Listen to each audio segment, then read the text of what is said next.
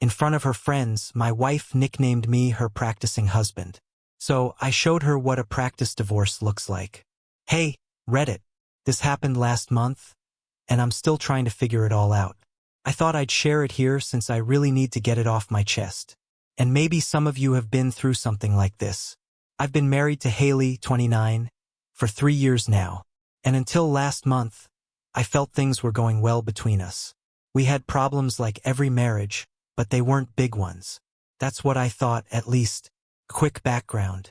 Haley used to work in marketing for a medium-sized company in the city.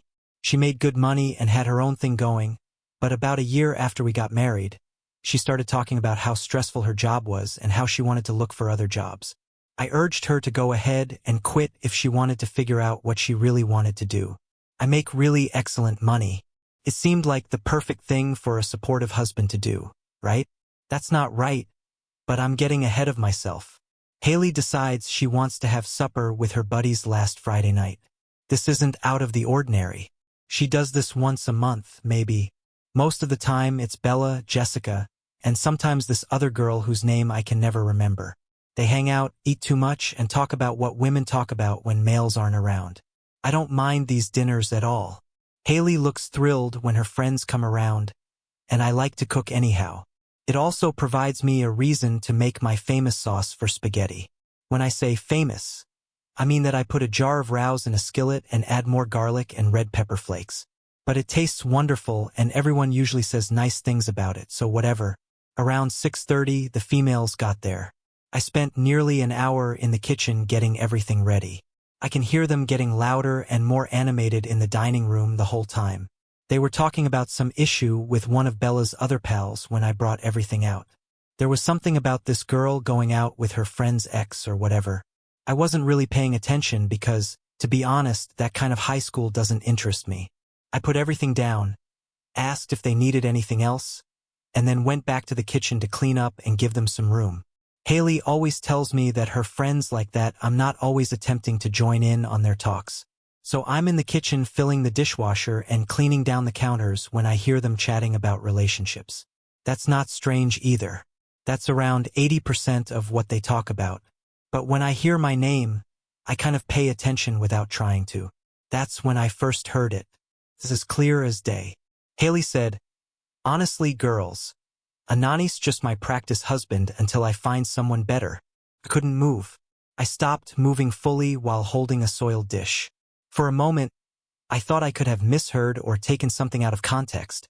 But then her buddy replied, "What do you mean a practice husband?"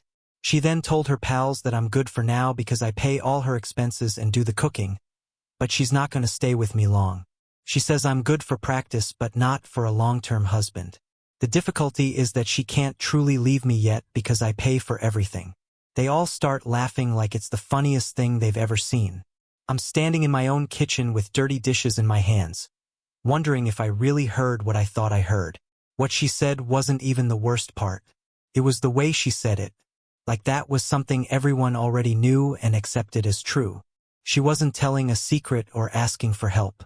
She was merely talking about the situation like she would talk about the weather.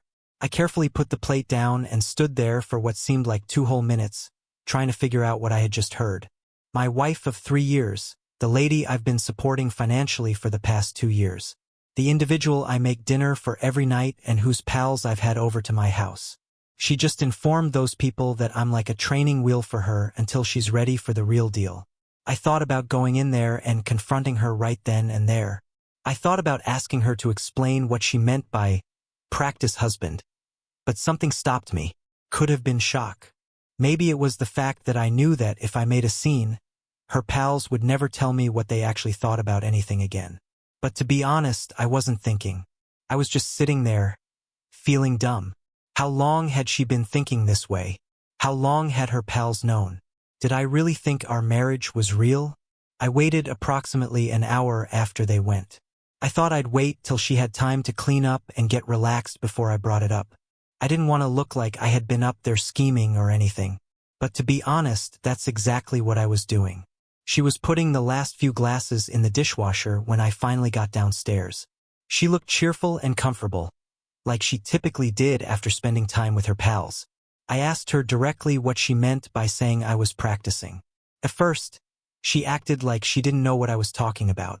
They just looked at me like I was speaking a different language. I spelled it out for her. I told her I heard what she said about me being her practice spouse and how she can't leave since I pay for everything. At that point, she acted very differently. She stopped acting perplexed and gave me a look that said I was being silly for bringing it up. Oh, that? Yes, I did say that. Do you have an issue? Just like that. No, sorry, no explanation. Just asking if I have a problem, like I'm being unreasonable for not wanting to be called practice. I glanced at her for about 10 seconds. Looked at her closely. She stood there appearing angry that I had the nerve to ask her why she called me practice. I said no, not a problem at all. That's when I began to make plans. That weekend was arguably the longest 48 hours of my life. Haley was acting like nothing had happened at all. Making breakfast on Saturday morning, asking if I wanted to go shopping for furniture, and talked about maybe going on vacation this summer. I'm sitting there drinking coffee and thinking about how she basically said that she used me as a financial safety net. Like we do most Sundays, we had supper at her parents' house. They sat around the dining room table while her mom asked about work and her dad told the same stories he tells every week. Haley is acting like the perfect daughter and wife the whole time, holding my hand under the table, laughing at my jokes, and pretending like we're the best pair ever. The whole time, I'm thinking about what her parents would say if they found out she was going to leave me for someone better. Would they still be so nice? Would her mom still ask me about my career and tell me how pleased she is of what I've done? I called in ill on Monday morning. I told my boss that I was becoming sick and needed a day off to rest. I hadn't taken a sick day in about 2 years, but I had more essential things to do. I drove straight to my lawyer's office in the city. Yes, I do have a lawyer. You obtain one if you own property and have some money. I learned that lesson from my dad, who lost everything in his divorce when I was in college. I told them what happened without getting into too much detail. I told him that my wife had said some things that made it sound like she was going to leave me eventually, and I needed to know what my legal rights were. He took out my file and started looking over the papers from when Haley and I got married. I was right to insist on a prenup. It was the smartest thing I've ever done. Haley wasn't happy about it then. Kept claiming it indicated I didn't trust her and that couples in love don't need legal protection from each other. But I had seen my dad lose half of his retirement savings and the house he had toiled for 20 years to pay for. Not making that mistake. The prenup was relatively easy to understand. Everything I possessed before the marriage is still mine. Anything I earned while we were married stays mine unless she can show that she helped pay for it. That would be pretty hard to achieve since she quit her job and hasn't worked in 2 years.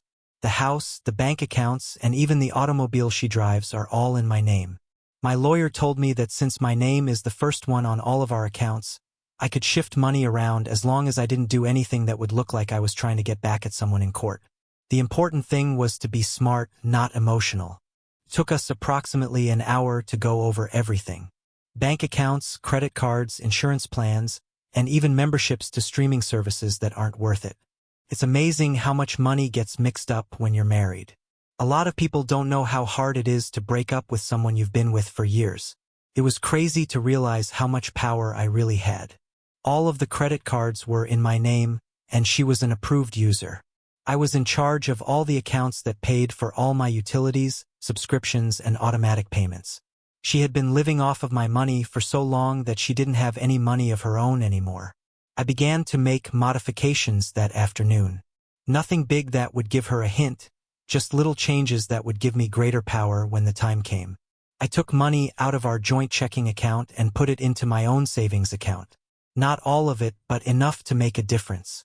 I changed the passwords on a few accounts and modified my contact information so that notifications would go to my email instead of hers.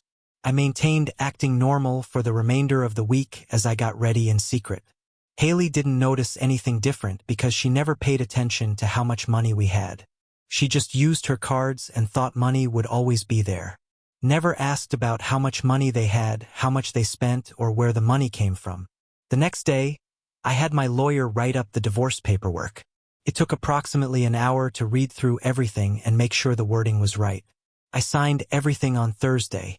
It felt strange to sign documents that would end my marriage, but it also felt good to finally be in charge of my life instead of just letting things happen to me. 2 days later, I put the last pieces in place. Made sure that all the major accounts were safe and that all the legal paperwork was in order.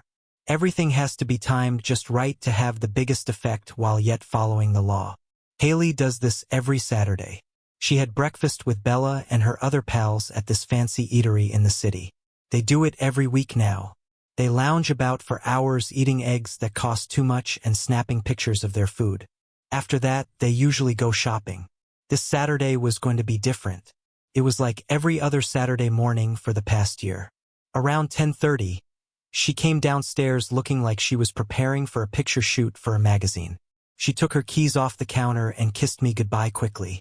I urged her to have fun and watched her drive away in the car I pay for, wearing clothes I bought, and carrying credit cards I am responsible for the final time. I called to deactivate her other credit cards as soon as her car went around the corner. It took around 15 minutes to go through all the account verification things and shut everything down. Next, I called the bank and told them to freeze the checking account that we both use. Told them I thought someone had gotten in without permission and that we needed to preserve the money while we looked into it.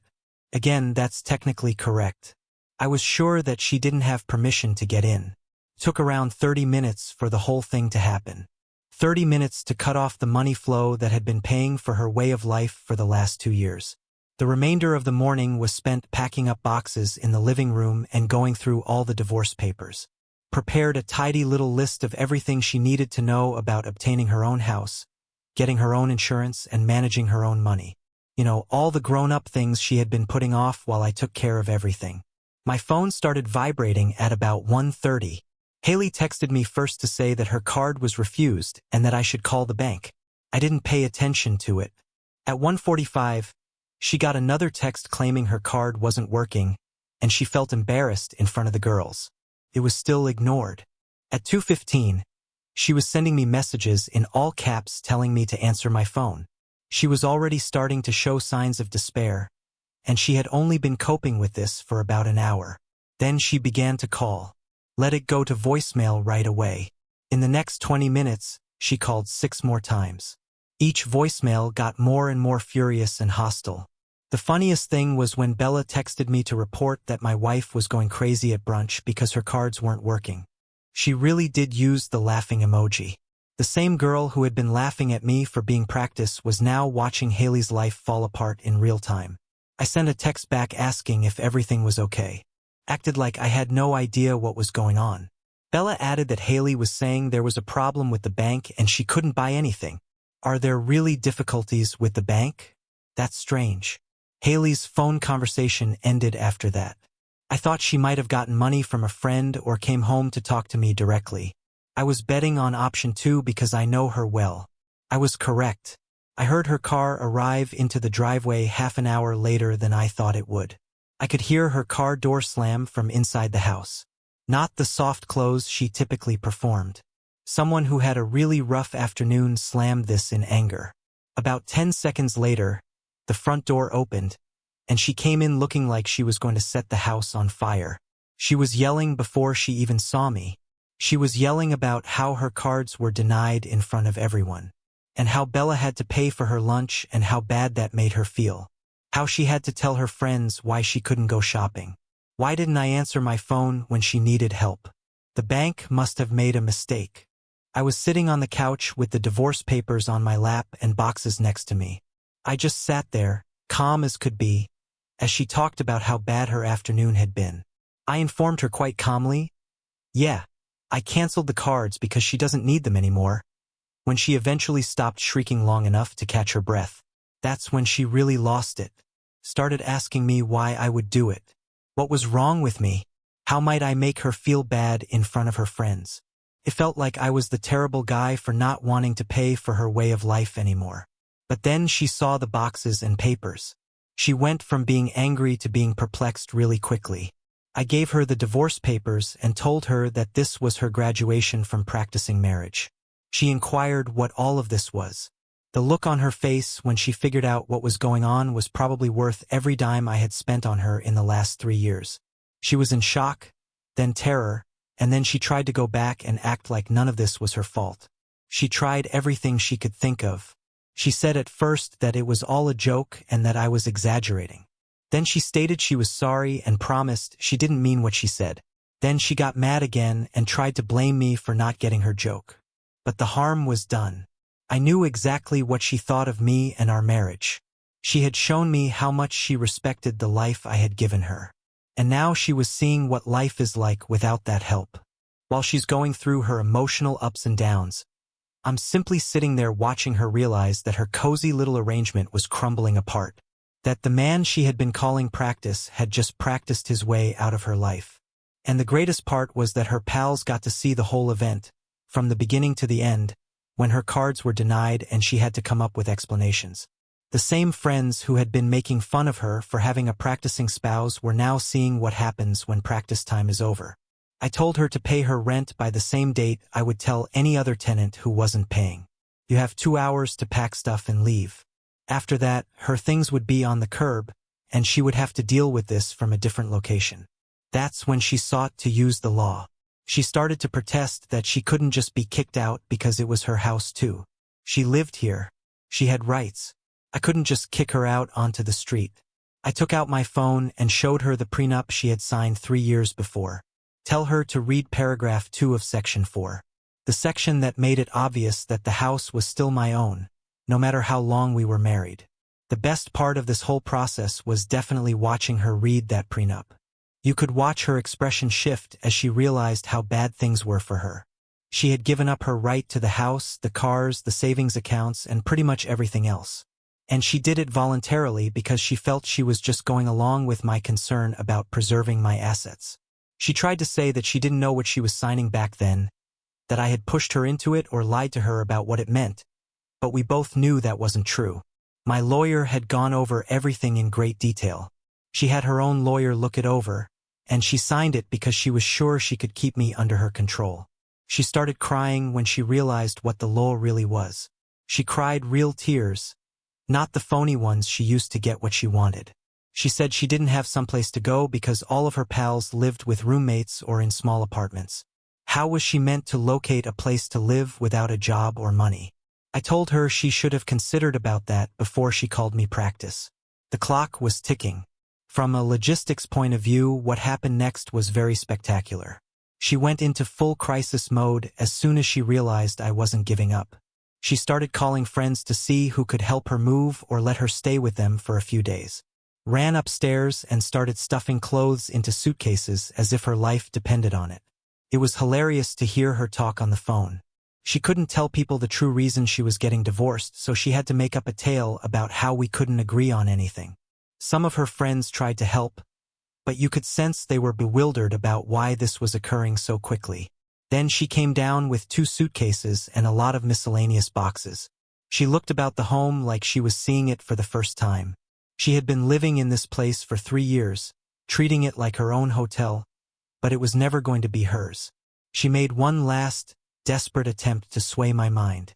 She stood in the living room with all her things packed and told me that this was crazy and that we were throwing away 3 years of marriage for something dumb. How people make mistakes, yet they help each other fix them. I assured her it wasn't dumb. It was honest. She had finally confessed the truth about how she felt about me and our marriage. I was just following what I knew. What truly bothered her was how calm I was the whole time. She kept waiting for me to become mad or upset or give her a chance to make this a big confrontation where she could be the victim. But I just kept things simple. This was now a business deal, not a personal one. Then her ride came. Bella is driving a luxury SUV. She looked really uncomfortable, and she was undoubtedly thinking about how she had gotten into this mess by agreeing to help. The same girl who had been laughing at the Practice husband joke a week ago was now seeing what happened. Haley urged me one last time, right before she got in the car, to please think about it again and give her another chance to show me that she genuinely loved me and wanted to make this work. I advised her to close the door and take care of herself. You can see them loading up the rest of her things and driving away through the window. Bella's automobile went around the same corner where this whole incident had began a week earlier. For the first time in a long time, everything felt just right. My house was perhaps the quietest it had been in 3 years that night. There were no TV shows I didn't want to watch. No talking all the time about her friends' problems. Don't schedule extravagant dinners at places where the food costs more than what some folks make in a day. It's just me, my pizza, and the sound of nothing at all. I woke up on Sunday morning feeling like I had been carrying a heavy load that I didn't even know was there. And now it was no longer there. My phone started ringing around midday. Haley's mother. I should have anticipated this coming, but to be honest, I hadn't really thought about how to deal with her family because I was so concentrated on the details of things. I answered because I thought it would be better to get things over with. Without even saying hi, her mom got right to it. They started asking me what was wrong and why Haley was at their house weeping, saying I had kicked her out for no reason. It was exactly what you'd expect from someone who has only heard one side of the tale. Haley says that I went crazy over something innocent she said to her friends and chose to end our marriage out of the blue. She intentionally forgot to mention that she called me Practice and said she couldn't leave because I pay for everything. I asked her mom whether Haley had told her what she really said about me being Practice. Her mom told me to stop being so theatrical about anything she said to her friends. It's just female banter, nothing big. So, I told her exactly what that meant. Made it clear that it wasn't just a comment. Her kid told her friends that I'm her Practice husband and that she can't leave since I pay for everything. I said this in my own house when I was cooking dinner for everyone. Her mom was quiet for about 10 seconds. Then she came back with this argument that it was only girl chat and that I couldn't ruin a marriage over girl talk. It seems like it's okay since ladies say these things to each other. I said, "Watch me," and that made her mad. Started talking about how I was mean and vengeful. Haley made a mistake, but she loves me, and we should be able to get over this. How marriages need work and talking, and I was ready to give up at the first indication of difficulties. What truly bothered me was how she kept saying that Haley had done something wrong. Forgetting to acquire milk at the store is the same as accidentally calling your husband Practice in front of your pals. This wasn't a mistake. She didn't mean for me to hear her honest view about our marriage. I told them that Haley loves my money, not me. The two are very different from one another. That response didn't sit well with her mom. They started telling me that if I didn't take Haley back, they would tell everyone what sort of man I truly was and how I would leave their daughter when she needed help. How I'd let my pride ruin a decent marriage. At that point, I had heard enough. Wished her luck with that plan and hung up. After that, I blocked her number because I didn't want to hear any more lectures about how bad I was for not wanting to be called Practice. Haley's dad started phoning around 1 hour later. Same basic talk, but with more yelling and less emotional manipulation. He was being rude and calling me a coward for kicking out his daughter instead of working out our problems like a man. I told him about the scenario as well, but he didn't want to know the details. He just kept saying that true guys don't give up on their relationships. And I was being selfish and weak. It seems that actual men are fine with being dubbed Practice, as long as they are married. He also blocked his number. Haley's sister then sent me long texts about how upset she was with me and how I was breaking up the family over something small. How I was ruining Haley's life because I couldn't handle one dumb comment. Blocked her as well. By Sunday night, I had very well stopped talking to Haley's whole family. Not because I couldn't take their criticism, but because none of them seemed to think what she said was wrong. They were all more unhappy that I was going than that she was treating our marriage like it was just a transitory thing. My folks phoned me on Monday morning. My parents first asked whether I was okay because they had heard that Haley and I were breaking up. In families, news spreads quickly, especially when someone is expressing their side of the story to anybody who will listen. I told them everything that had happened from the start. What my dad said was exactly what I needed to hear. He remarked, "That's good for me." And then he said that they never really liked how Haley treated me. She said she always acted like she was superior than everyone else and that being married to me was a favor to me. My mom agreed and said that they had kept quiet for 3 years because I seemed happy, but they could tell that girl was using me. They said they had noticed it from the beginning but didn't want to become involved in my marriage. Finally, some help from people who really cared about me instead of just siding with Haley. My dad asked whether I needed anything or if I wanted them to remain with me for a few days to help me get used to being alone again. I said thank you, but I was actually fine. Honestly, it's better than fine. For the first time in years, I felt like I could simply be myself without worrying about what someone else was doing or how much money they were spending. Talking to my folks made me realize something crucial. People who actually know me and cared about me weren't shocked by any of this.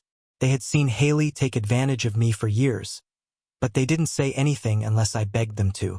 Haley's family, on the other hand, was acting like I was the bad guy for not wanting to be treated like a temporary substitute. I should be thankful that I could pay for someone's lifestyle while they openly planned to trade up when something better came up. The different ways they reacted taught me everything I needed to know about whether I had made the proper choice. My family was happy that I had finally stood up for myself.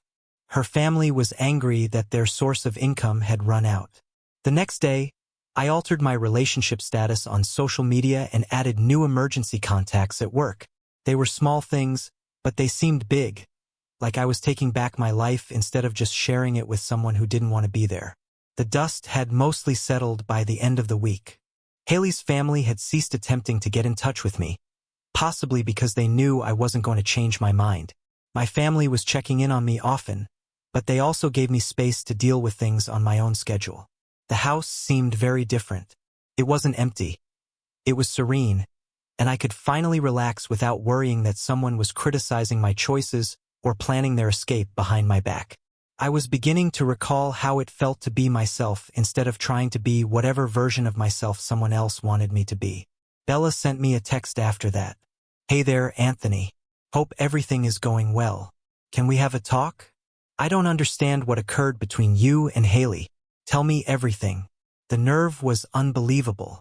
This was the same girl who had been giggling when Haley called me practice during that supper. She had been present for the talk that started it all. She understood exactly what had happened. I blocked her number and deleted the message. Haley didn't say anything for 3 weeks. No texts, no calls, no strange visits, and no trying to attract my attention through people we have in common. I assumed for a while that she might have really realized that it was finished and moved on. I really should have known better. I was at home on Saturday afternoon working on refinishing this old coffee table I had bought at an estate auction when my doorbell rang. I thought it was perhaps a package delivery or one of my neighbors seeking to borrow something. I looked out the window and saw Haley on my porch. But she wasn't by alone. She was with a guy who was tall, good-looking, and wearing one of those expensive button-down shirts that probably cost more than my grocery budget for a month. The complete corporate attractive boy look. Designer clothes, a nice watch, and more. They were holding hands, which made it clear that they wanted me to see. As soon as I opened the door, Haley started this introduction. Wanted me to meet her new lover, Chandler. She said they had been dating and that it was vital for me to meet him because we were still working out the details of the divorce. The guy seemed like he wanted to be somewhere else. He looked uncomfortable, and he probably didn't know why his new girlfriend was taking him to her ex-husband's house.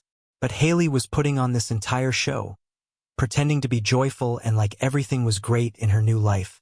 I glanced at both of them for a second and inquired if they had merely come to tell me that. It was a simple inquiry, but it broke through whatever she was attempting to do.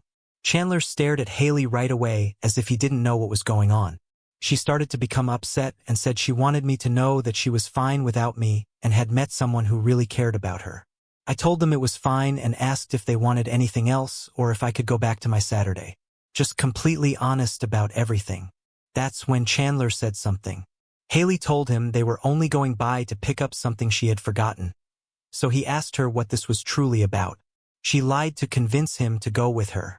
She probably told him a narrative about needing moral support, protection, or something else. You could see the exact instant he understood what was really going on. He went from being uncomfortable to angry in a matter of seconds.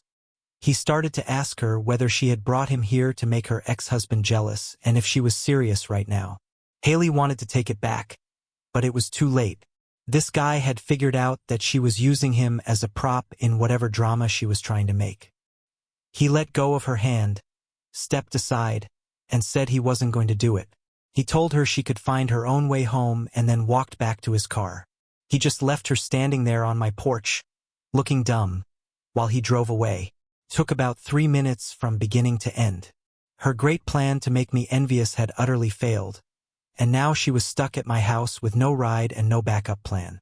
"Are you happy now?" she asked, as if it was my fault that her plan had backfired, like I made her lie to this guy and bring him here for this sad show. I didn't say anything.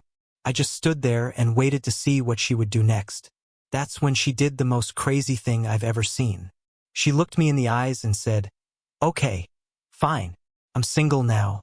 Let's just get back together and pretend none of this ever happened." I laughed out loud. Couldn't help it. This woman called me Practice. For 3 years I was treated like a placeholder.